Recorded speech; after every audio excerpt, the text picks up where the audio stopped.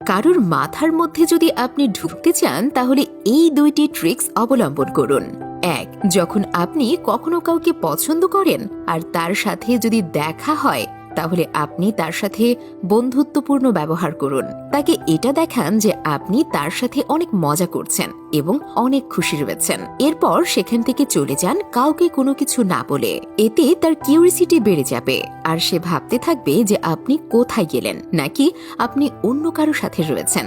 যদি সে আপনাকে টেক্সট দেয় তাহলে দ্রুত রিপ্লাই দেবেন না, পরবর্তী দিন রিপ্লাই করুন যে আপনি অনেক বিজি ছিলেন।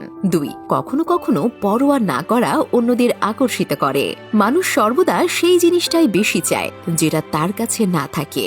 আপনি যত পরোয়া না করবেন মানুষ ততই আপনাকে পেতে চাইবে। আপনার জীবনের সকল গোপন কিছু জানাবেন না, কিছু বাকি রাখবেন। আপনার জীবন আপনার এবং আপনি ঠিক করবেন কে আপনার জীবনে আসবে।